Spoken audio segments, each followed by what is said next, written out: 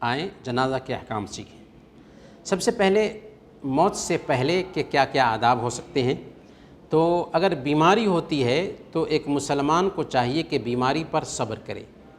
بیماری ایک طرح سے آزمائش ہوتی ہے، اور آزمائش میں ایک مومن کا طریقہ یہ ہونا چاہیے کہ اللہ تعالیٰ کے فیصلے سے راضی رہے اور صبر کرے، البتہ جائز طریقے سے علاج کرنا چاہیے، کیونکہ جائز علاج توکل کے خلاف نہیں۔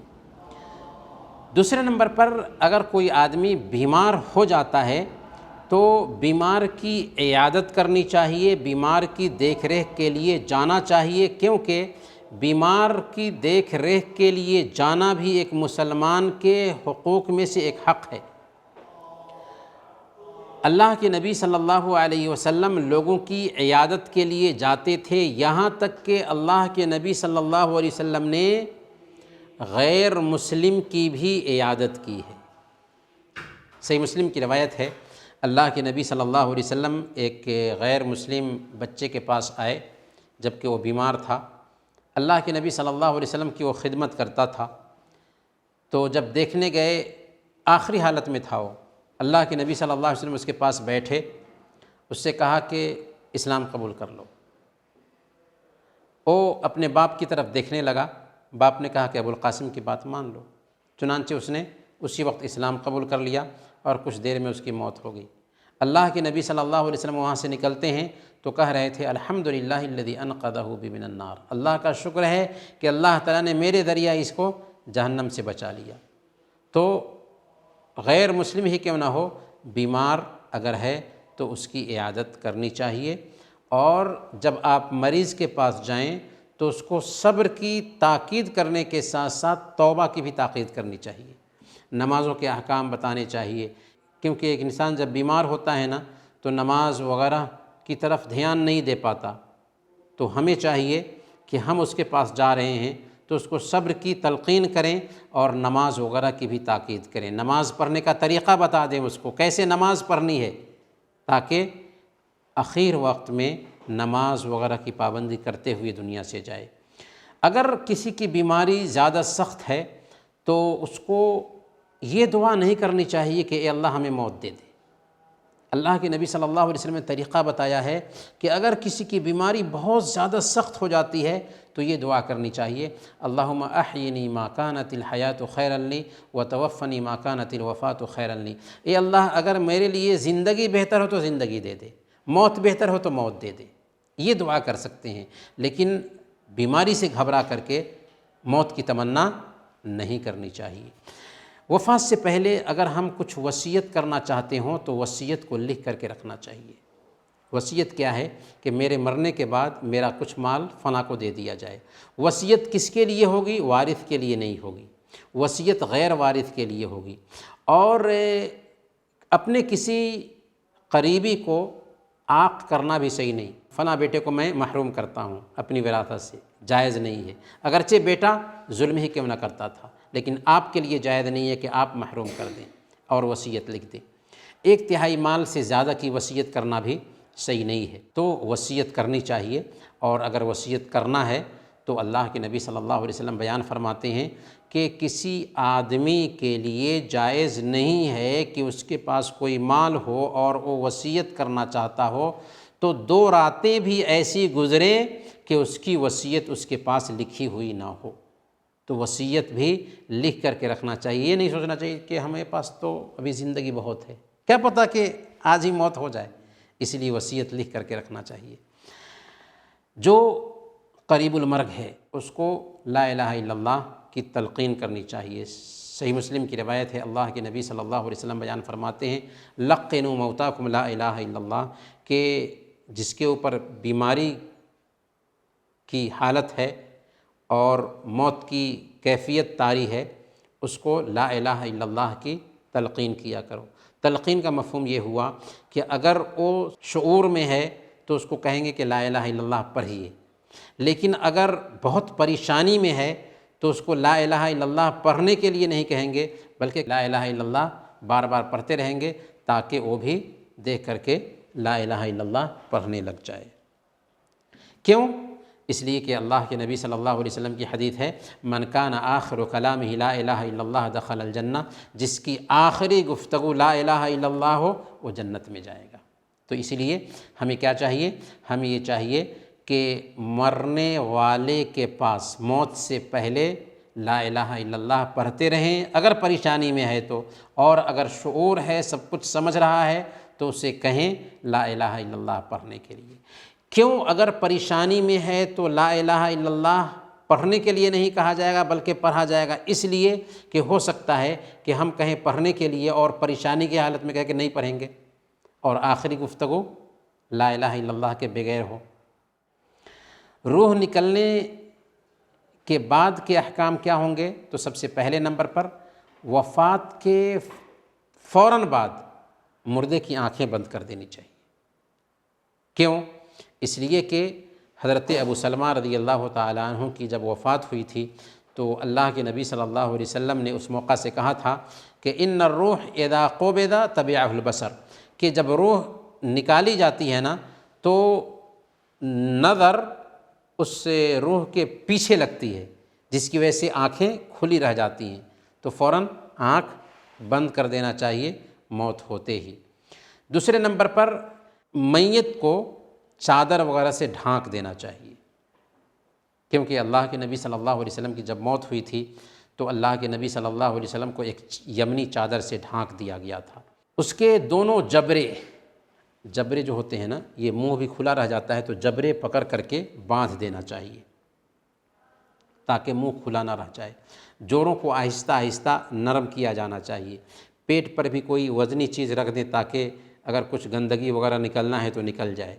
میت کے قرض کی ادائیگی کی طرف بھی سب سے پہلے دھیان دینا چاہیے، کیونکہ ابھی آپ نے حدیث سنی ہے نفس المؤمن معلقۃ بدینہ حتیٰ یقضی عنہ، کہ مومن کی جان اس کے قرض کی وجہ سے لٹکی رہتی ہے یہاں تک کہ اس کی ادائیگی نہ ہو جائے۔ تو وفات پاتے ہی گھر والوں کو، رشتہ داروں کو فکر مند ہونا چاہیے کہ کیسے بھی مردے کے قرض کی ادائیگی ہو جائے۔ جب وفات کی خبر ملی تو کیا کرنا چاہیے؟ انا للہ و انا الیہ راجعون کہنا چاہیے۔ اس کے ساتھ ساتھ اگر ہم کہہ سکتے ہوں اللہم اجرنی فی مصیبتی واخلف لی خیرا منہا تو کہنا چاہیے، یعنی اگر ہمارا کوئی رشتہ دار وفات پا گیا ہے تو ہم یہ دعا بھی پڑھیں گے اللہم اجرنی فی مصیبتی واخلف لی خیرا منہا، اے اللہ مجھے اس مصیبت میں اجر دے اور اس سے بہتر چیز عطا فرما۔ اور اگر کسی باہر کے دوسرے آدمی کی موت کی خبر ملتی ہے تو انا للہ و انا الیہ راجعون کہنے کے ساتھ ساتھ اس کی معافی کے لیے دعا بھی کریں گے، جیسے اللہم اغفر لہ ورحمہ، اے اللہ اس کو معاف فرما دے، اس کے اوپر رحم فرما، اسے جنت الفردوس میں جگہ نصیب فرما، ایسے دعا کریں گے۔ میت پہ رونے کی بجائے صبر کرنا چاہیے۔ صبر کیوں کرنا چاہیے؟ اس لیے کہ اللہ تعالیٰ نے لکھا تھا اس لیے ہوا، اور اس لکھے کو کوئی مٹا نہیں سکتا، اور جب صبر کرتے ہیں نا تو صبر کا بدلہ اچھا ہوتا ہے۔ اللہ کے نبی صلی اللہ علیہ وسلم ایک مرتبہ ایک عورت کے پاس سے گزرے، قبرستان میں بیٹھی ہوئی عورت رو رہی تھی، تو اللہ کے نبی صلی اللہ علیہ وسلم نے کہا اتق اللہ واصبری، اللہ سے ڈرو اور صبر کرو۔ اس نے کہا کہ اگر میرے جیسی مصیبت ہوتی نا تب پتہ چل جاتا آپ کو۔ اللہ کے نبی صلی اللہ علیہ وسلم وہاں سے آ گئے، لیکن اس کو بتایا گیا کہ تمہیں پتہ ہے کہ یہ بات تم سے کس نے کہا ہے؟ نبی صلی اللہ علیہ وسلم تھے۔ وہ دوری دوری آئی اللہ کے نبی صلی اللہ علیہ وسلم کے پاس، کہتی ہے کہ اللہ کے نبی صلی اللہ علیہ وسلم کے پاس آنے کے لیے کوئی دربان میں نے نہیں پایا۔ دربان مطلب کوئی گیٹ کیپر نہیں تھا۔ اللہ کے نبی صلی اللہ علیہ وسلم کے پاس گئی اور کہا کہ یا رسول اللہ میں نے آپ کو پہچانا نہیں، پہچانا ہوتا تو میں ایسا نہیں کہتی۔ آپ نے فرمایا انما الصبر عند الصدمۃ الاولی، دیکھو اصل صبر اس وقت ہوتا ہے جب کہ پہلی مصیبت ہو، یعنی جس وقت پہلی خبر ملے، پہلی مصیبت ہو، اس وقت صبر ہی صبر ہے، بعد میں تو صبر آ ہی جاتا ہے۔ اللہ کے نبی صلی اللہ علیہ وسلم خود صبر کرتے تھے۔ اللہ کے نبی صلی اللہ علیہ وسلم کو اپنے بیٹے کی وفات کی خبر ملی تو اللہ کے نبی صلی اللہ علیہ وسلم نے صبر کیا، لیکن آپ کی آنکھوں سے آنسو گر رہے تھے، تو آنسوؤں کا گرنا عیب کی بات نہیں ہے۔ عبد الرحمن بن عوف نے کہا کہ یا رسول اللہ کیا آپ بھی روتے ہیں؟ آپ نے فرمایا دیکھو یہ رحمت کے آنسو ہیں، آنکھیں رو رہی ہیں، دل غمگین ہے، لیکن ہم وہی کہتے ہیں جس سے ہمارا رب راضی ہو، اور اے ابراہیم تیری جدائی پر ہم غمگین ہیں۔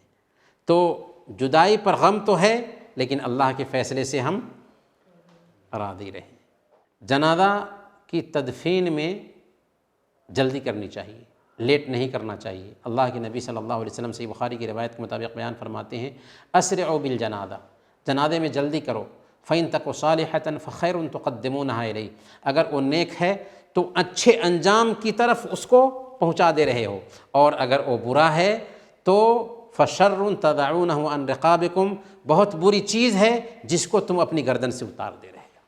اسی لیے جنازے میں ہر حالت میں جلدی کرنی چاہیے۔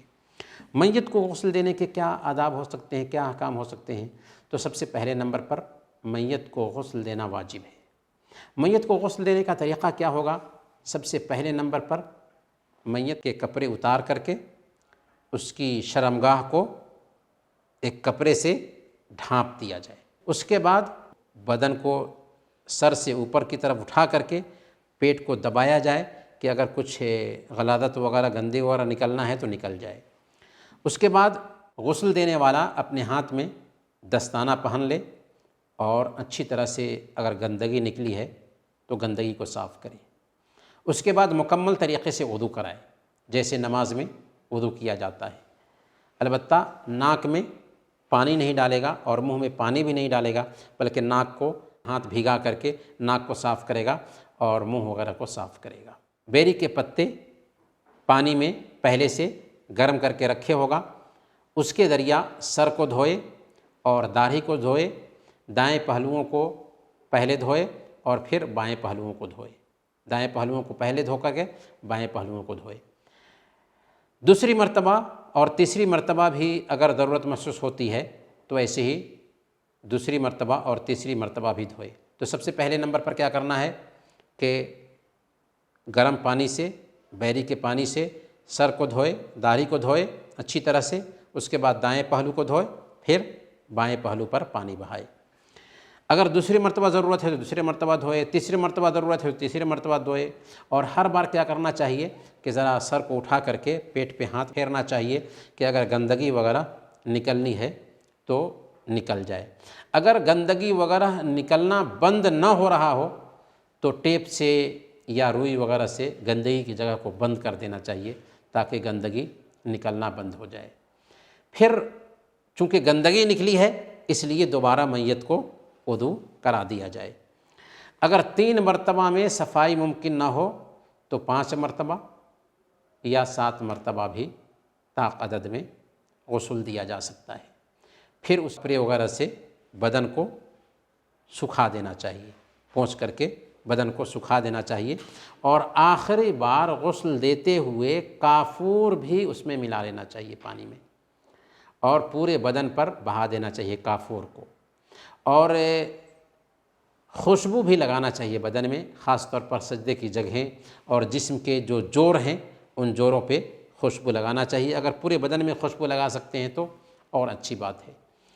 کفن کو بھی خوشبودار دھونی دینی چاہیے تاکہ کفن سے بھی خوشبو آئے۔ مونچھ اگر بڑے بڑے ہوں یا ناخن بڑے بڑے ہو گئے ہوں تو ان کو کاٹ دینا چاہیے، اگر نہ بھی کاٹتے ہیں تو کوئی فرق نہیں پڑتا ہے، لیکن ناف کے نیچے کے بال نہیں کاٹنا چاہیے۔ اسی طریقے سے ختنہ اگر نہیں ہوا ہے تو ختنہ بھی نہیں کرنا چاہیے کیونکہ موت ہو گئی۔ عورت کے بالوں کی 3 چوٹیاں بنا کر کے پیٹھ پر چھوڑ دینا چاہیے۔ غسل دینے کے بعد عورت کے بالوں کی 3 چوٹیاں بنا کر کے پیٹھ پہ چھوڑ دیں گے۔ میت کو غسل دینے یا جنازہ کی نماز پڑھانے یا دفن کرنے کا سب سے زیادہ حق وہ رکھتا ہے جو اس کا وصی ہے۔ وصی سے مراد کیا ہے؟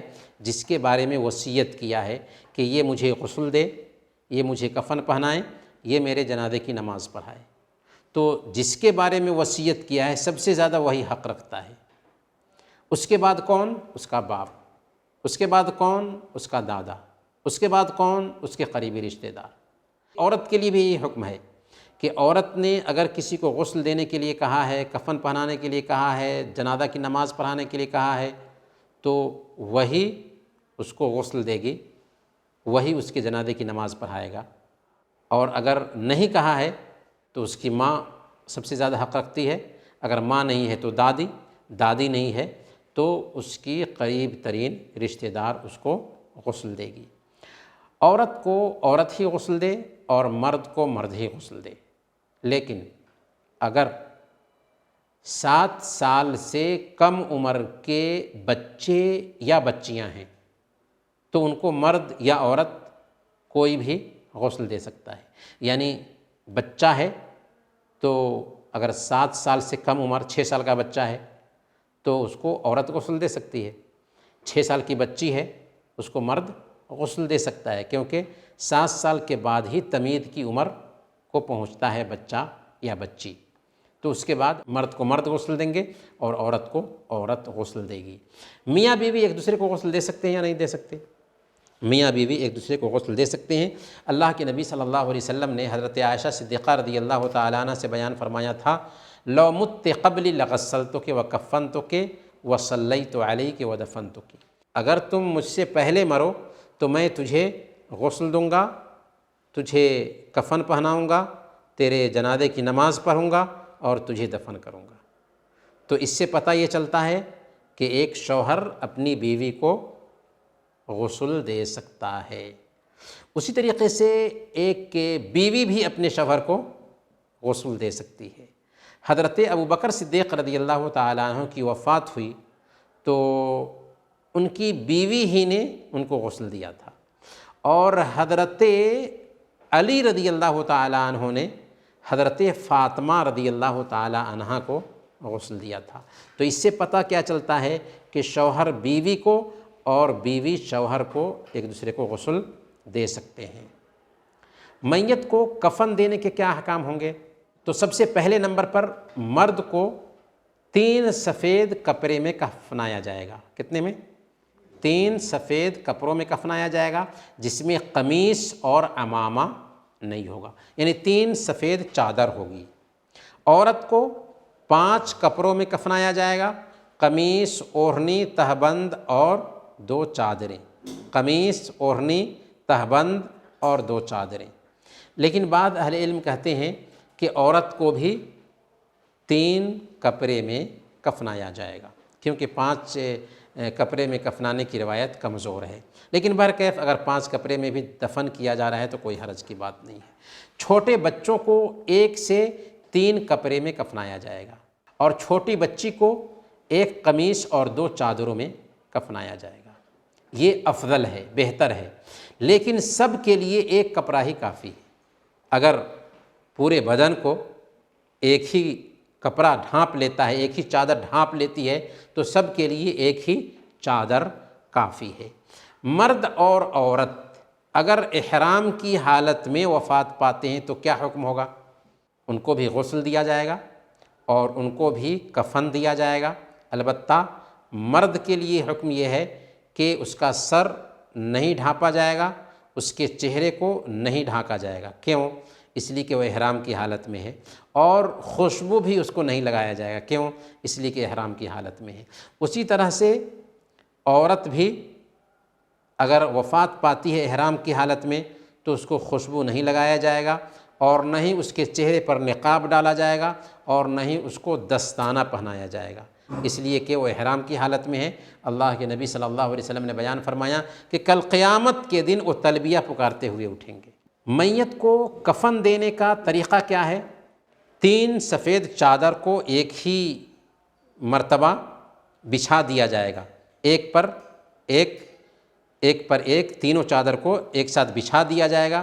اس کے بعد میت کو اس پہ رکھا جائے گا، اور سب سے پہلی چادر لے کر کے دائیں طرف سے اور پھر بائیں طرف سے لپیٹ دی جائے گی، پھر دوسری چادر لی جائے گی، دائیں طرف سے لپیٹی جائے گی، بائیں طرف سے لپیٹی جائے گی، اسی طریقے سے تیسری چادر لی جائے گی، دائیں طرف سے اور بائیں طرف سے اس کو لپیٹا جائے گا، اور سر کی طرف سے اور پیر کی طرف سے اس کو موڑ دیا جائے گا، اور سب موڑ کر کے باندھ دیں گے، 3 گانٹھ لگا کر کے، ایک شروع میں سر کی طرف گانٹھ لگائیں گے، ایک بیچ میں گانٹھ لگائیں گے، اور ایک پیر کی طرف گانٹھ لگائیں گے، اور اس گانٹھ کو جب ہم دفن کرنے لگیں گے، قبر میں اتاریں گے تو کھول دیں گے۔ جنازہ کے احکام کیا ہوں گے؟ اگر جنازہ مرد کا ہے تو امام کو اس کے سر کے پاس، اور عورت کا ہے تو اس کے بیچ میں کھڑا ہونا ہے۔ یعنی اگر جنازہ مرد کا ہے تو امام کہاں کھڑا ہوگا؟ سر کے پاس میں۔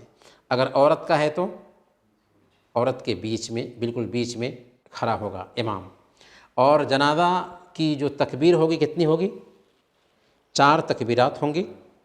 پہلی تکبیر میں اعوذ باللہ، بسم اللہ کہتے ہوئے سورہ فاتحہ پڑھی جائے گی۔ اگر ثنا پڑھ لیتے ہیں، موقع مل جاتا ہے تو ثنا پڑھ لیں، اور کوئی سورہ بھی پڑھنے کا موقع مل جاتا ہے تو پڑھ لیں، لیکن اگر نہیں تو صرف سورہ فاتحہ پڑھنا کافی ہوگا۔ دوسری تکبیر کہی جائے گی تو اس میں درود شریف پڑھیں گے، اللہم صلی علی محمد وعلی آل محمد کما صلیت علی ابراہیم وعلی آل ابراہیم انک حمید مجید، اللہم بارک علی محمد وعلی آل محمد کما بارکت علی ابراہیم وعلی آل ابراہیم انک حمید مجید۔ تیسری تکبیر جب کہی جائے گی تو اس میں میت کے لیے دعا کی جائے گی، اور ایسی بہت ساری دعائیں اللہ کے نبی صلی اللہ علیہ وسلم سے ثابت ہیں، وہ دعائیں پڑھی جائیں گی۔ ان میں سے ایک دعا ہے اللہم اغفر لحینا و میتنا و شاہدنا و غائبنا و صغیرنا و کبیرنا و ذکرنا و انثانا، اللہم من احییتہ منا فاحیہ علی الاسلام ومن توفیتہ منا فتوفہ علی الایمان، اللہم لا تحرمنا اجرہ ولا تفتنا بعدہ، یا ولا تضلنا بعدہ۔ اسی طریقے سے ایک اور دعا ہے جو اللہ کے نبی صلی اللہ علیہ وسلم ایک جنازے کی نماز پڑھاتے ہوئے پڑھتے ہیں، اللہم اغفر لہ وارحمہ وعافہ واعف عنہ واکرم نزلہ ووسع مدخلہ واغسلہ بالماء والثلج والبرد ونقہ من الخطایا کما نقیت الثوب الابید من الدنس وابدلہ دارا خیرا من دارہ واہلا خیرا من اہلہ وزوجا خیرا من زوجہ وادخلہ الجنۃ واعیدہ من عذاب القبر ومن عذاب النار۔ صحیح مسلم کی یہ حدیث ہے۔ اس حدیث کے راوی عوف بن مالک الاشجعی رضی اللہ تعالیٰ عنہ ہیں، کہتے ہیں کہ اللہ کے نبی صلی اللہ علیہ وسلم نے اس آدمی کے جنازے کی نماز میں یہ دعا پڑھی، حتی تمنیت ان اکون انا ذالک المیت، میں نے تمنا کیا کہ کاش کہ اس میت کی جگہ پر میری جنازے کی نماز ہوتی، کیونکہ اللہ کے نبی صلی اللہ علیہ وسلم جنازہ پڑھا رہے تھے اور یہ دعا پڑھ رہے تھے۔ چوتھی تکبیر کہہ کر کے سلام پھیرا جائے گا، دائیں طرف السلام علیکم ورحمۃ اللہ، بائیں طرف السلام علیکم ورحمۃ اللہ، اور ایک طرف بھی سلام پھیرنے کی گنجائش پائی جاتی ہے، صرف دائیں طرف السلام علیکم ورحمۃ اللہ۔ ہر تکبیر میں دونوں ہاتھ اٹھانا ہے یا نہیں اٹھانا ہے، اس بارے میں اختلاف ہے، اٹھانے کی بھی گنجائش ہے اور نہ اٹھانے کی بھی گنجائش ہے۔ نماز جنازہ آہستہ آواز سے بھی اور زور سے بھی پڑھنے کی گنجائش ہے، یعنی سورہ فاتحہ جو پڑھیں گے یا درود شریف جو پڑھیں گے یا دعا جو کریں گے، آہستہ سے بھی پڑھنے کی گنجائش ہے اور زور سے بھی پڑھنے کی گنجائش ہے، یہ بھی ثابت ہے حضرت ابن عباس رضی اللہ تعالیٰ عنہ سے۔ نماز جنازہ عورت بھی ادا کر سکتی ہے، لیکن عورتیں جنازہ کی نماز پڑھنے کے لیے قبرستان نہیں جائیں گی، مردوں کے پیچھے پیچھے۔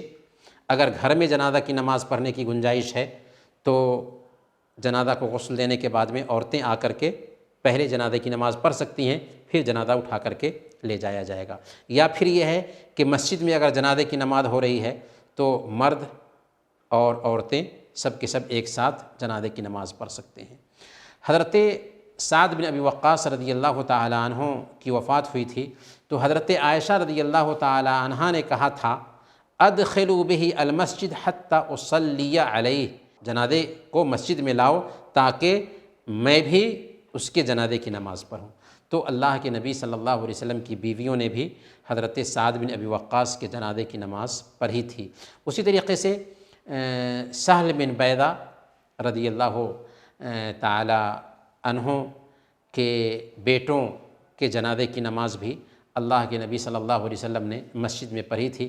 اسی لیے جب حضرت عائشہ صدیقہ رضی اللہ تعالی عنہ کے اوپر لوگوں نے اعتراض کیا کہ کیسے انہوں نے جنازہ منگوایا کہ مسجد میں جنازہ لایا جائے تاکہ اس کے اوپر جنازے کی نماز پڑھیں، تو حضرت عائشہ صدیقہ رضی اللہ تعالی عنہ نے یہی بات کہی تھی کہ اللہ کے نبی صلی اللہ علیہ وسلم نے خود بھی سہل بن بیدہ کے بیٹوں کے جنازے کی نماز مسجد میں پڑھی تھی۔ کئی ایک جنازے ہوں تو سنت یہ ہے کہ سب جنازے کو جمع کیا جائے اور ان پر ایک ہی مرتبہ جنازے کی نماز پڑھ لی جائے۔ اگر کسی کی موت کی خبر ملتی ہے اور ہم وہاں پر نہیں ہیں تو کیا غائبانہ جنازہ کی نماز پڑھی جا سکتی ہے؟ تو اللہ کے نبی صلی اللہ علیہ وسلم نے سب کے لیے ایسا نہیں کیا، صرف نجاشی کے لیے کیا تھا۔ صحیح بخاری کی روایت ہے، اللہ کے نبی صلی اللہ علیہ وسلم کو جب نجاشی کی موت کی خبر ملی تو صحابہ کرام کو لے کر کے گئے جنماز میں، اور آپ نے 4 تکبیریں کہہ کر کے ان کے جنازے کی نماز پڑھی۔ تو اس سے پتہ چلتا ہے کہ غائبانہ جنازے کی نماز پڑھی جائے گی، پر الٹپ سب کے لیے نہیں۔ اگر کوئی شہرت رکھنے والا انسان ہے، عالم دین ہے، جس کی شہرت تھی، تو اگرچہ اس کے جنازے کی نماز ہو چکی ہے، دوسری جگہ بھی غائبانہ جنازے کی نماز ہو سکتی ہے اسی حدیث کی بنیاد پر، لیکن سب کے لیے یہ حکم عام نہیں کیا جا سکتا۔ مردے کو دفن کرنے کا طریقہ کیا ہے؟ مستحب یہ ہے کہ قبر جو ہے نا لحدی بنائی جائے۔ لحدی سے مراد بغلی قبر ہے، یعنی آدمی کی کمر تک گہرائی میں قبر کھودی جائے، پھر قبلہ کی طرف نیچے سے قبلہ کی طرف والی جو دیوار ہے اس دیوار میں بھی جسم کے مطابق میں گڈھا کھودا جائے اور اس میں مردے کو ڈال دیا جائے۔ اس کو بغلی قبر کہتے ہیں، یعنی چوڑائی میں قبر کھودنے کے بعد پھر بغل میں حصہ بنایا جائے اور اس میں ڈال دیا جائے، یہ بہتر ہے۔ لیکن عام طور پر ہمارے یہاں ایسے قبر نہیں کھودی جاتی، بلکہ شق قبر کھودی جاتی ہے کہ نارمل انداز میں قبر کھود کر کے اسی میں مردے کو سلایا جاتا ہے، تو اس کی بھی گنجائش پائی جاتی ہے۔ میت کو پہلو کے بل قبر میں لٹانا چاہیے، اور میت کے جسم پہ جو گرہیں ڈالی گئی تھیں ان گرہوں کو کھول دینا چاہیے۔ چہرہ نہیں کھولنا چاہیے، چہرہ بند ہی رکھنا چاہیے۔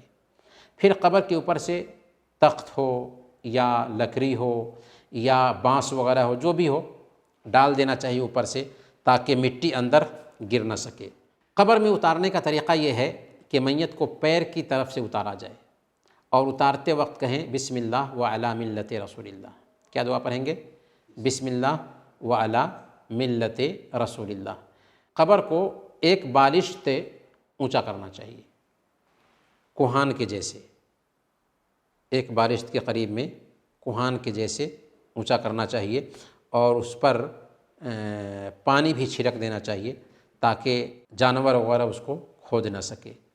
اور مٹی دیتے وقت کہیں کہیں پر آپ دیکھیں گے یہ دعا پڑھتے ہیں، منہا خلقناکم وفیہا نعیدکم ومنہا نخرجکم تارۃ اخری۔ یہ ثابت نہیں ہے، بلکہ پڑھنا کیا چاہیے؟ بسم اللہ وعلی ملت رسول اللہ۔ دفن کے بعد کے کیا احکام ہو سکتے ہیں؟ تو سب سے پہلے نمبر پر دفن کے بعد مردے کے لیے دعا کرنی چاہیے۔ اللہ کے نبی صلی اللہ علیہ وسلم جب مردے کو دفن کرنے سے فارغ ہوتے تھے تو کہتے تھے استغفروا لاخیکم وصلوا له التثبیت فانہ الآن یسأل، کہ اپنے بھائی کے لیے استغفار کرو، اس کے گناہوں کی معافی کی دعا کرو اور اس کی ثابت قدمی کا سوال کرو، کیونکہ ابھی اس سے پوچھا جانے والا ہے، اس لیے دعا کرنی چاہیے۔ اگر کسی کے جنازے میں آپ شریک نہ ہو سکے تو آپ کے لیے گنجائش ہے کہ اس کی قبر پر جا کر کے جنازے کی نماز پڑھ لیں۔ کتنے دنوں تک یہ نماز پڑھی جا سکتی ہے؟ 1 مہینہ کے اندر۔ اگر 1 مہینہ ہو چکا ہے تو اب اس کے جنازے کی نماز قبر پر بھی نہیں پڑھی جائے گی۔ 1 مہینہ کے اندر اندر اس بات کی گنجائش ہے، کیونکہ اللہ کے نبی صلی اللہ علیہ وسلم نے 1 مہینہ کے اندر اندر جنازے کی نماز پڑھی ہے۔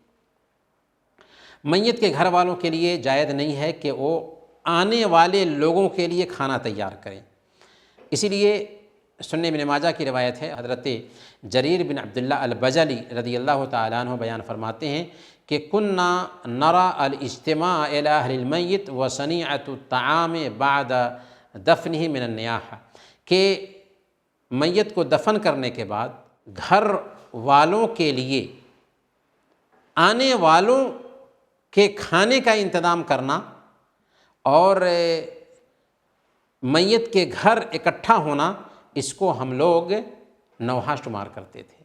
یعنی اگر دفن کے بعد گھر والے ہی مہمانوں کے لیے کھانا تیار کرتے ہیں اور سب لوگ اس کے گھر میں اکٹھا ہوتے ہیں تو اس کو نوحہ شمار کیا جائے گا، ایسا نہیں کرنا چاہیے۔